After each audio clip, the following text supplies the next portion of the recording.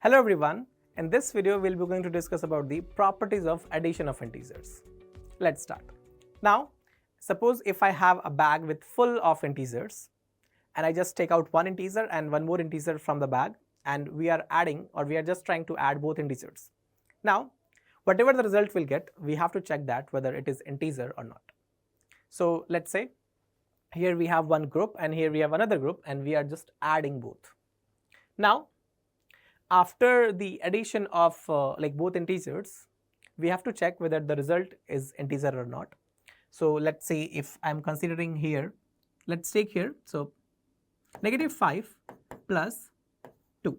Now the sum of both integers, which is equals to -3, which is also one integer. Let's take one more example. So 0 plus -6, and if we just calculate this, we'll get -6. So what we can say that the sum of two integers is always an integer. Let's have the next property. So here we have commutative law of addition. Now what is meant by the commutative? We have to just change the order and we have to try to add again. For example, here we have A and B, so A plus B, we have to check that whether it is equals to B plus A or not, right? So let's assume we have 2 apples here and then 3 apples. We know that the sum of both will result to 5 apples, right?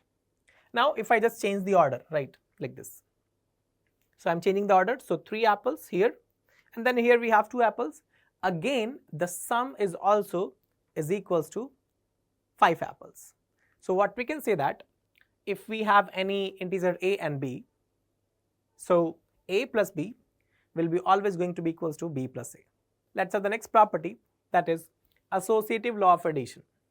Basically in this law, what we used to do, like we just change the order of grouping and then we check that whether the answer is same or not. So here we have A plus B. So first we are grouping A and B here, we are adding these two first, and the result we are adding to C. On the other hand, first we are grouping B and C and the result we are adding to A, and the both values will be always same. Now to understand this, here we have like 3 objects. Here we have ice cream, milk packet and bread packet.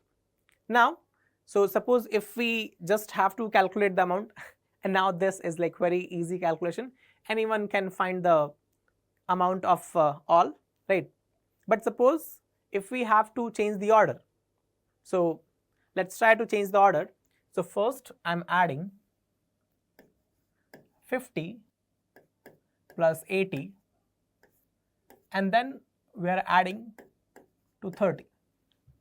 So what we'll get, so 50 and 80, that is 130. 130 plus 30, that is equals to 160, right? Now if I just change the order, right, or the group of order, if I'll change, so let's say 50 plus 80 plus 30. So the sum of these two is 110, so 50 plus 110, again this is also results to 160. So we can say that if we change the grouping of numbers also, the result is also equal.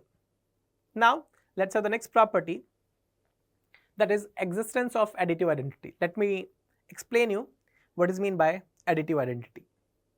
It means you are adding something to one integer and the result of integer is not changing. Now do you know what will be the number, like what we are trying to add to the integer? It will be 0. So for any integer A, we can say that A plus 0 or 0 plus A will always results to A.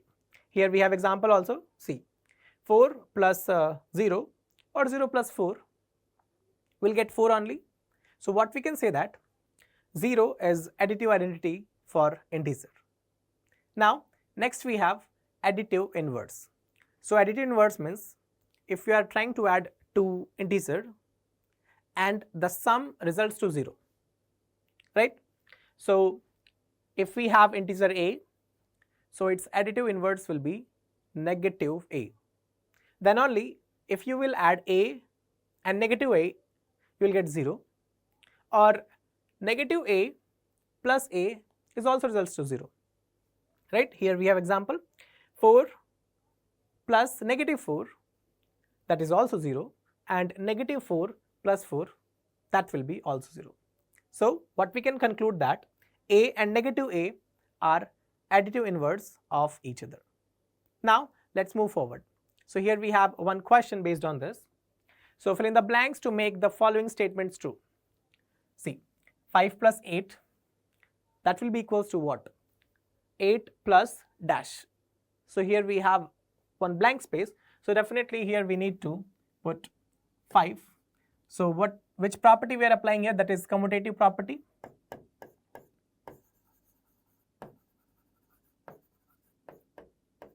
Commutative property.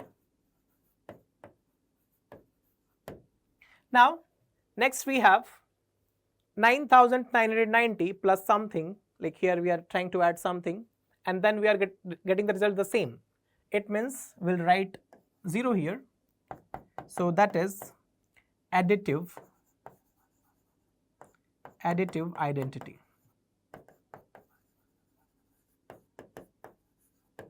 Now next, here we have 13 plus 12 plus here we have one number that is equals to 13 plus 12 plus 7, right? It means we are just trying to change the order of group. So here it will be 7, and that is associative property.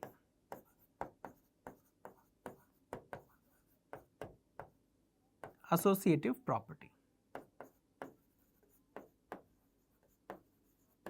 So the answers will be 5, 0 and 7. Now let's move to the next question. So here we have, if a is equals to 4 and b equals to 12 and c equals to 8, then we have to verify this condition. Let's plug in the values.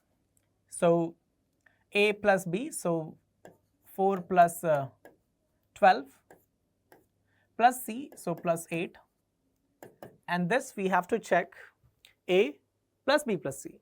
So 4 plus 12 plus 8. Can you recall which property is this? Basically this is associative property, right? Now, so if we add these two first, so we'll get 16, right?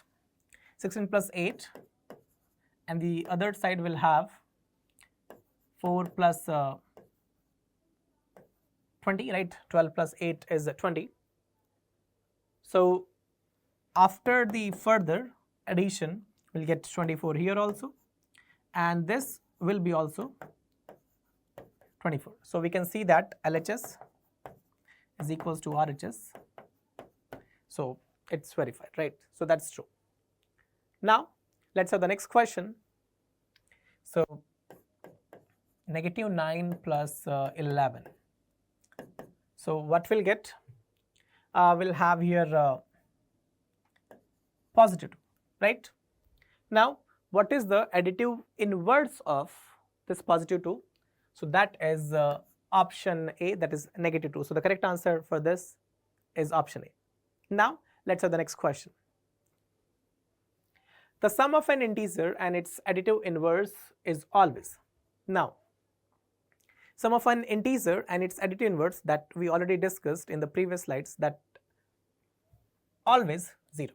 So for this the correct answer is option A, that is the right answer. Now let's see what we have covered in this video. So we discussed about the properties of addition of integers, and in that we covered closure property, commutative property, associative property, additive identity and additive inverse. Thank you.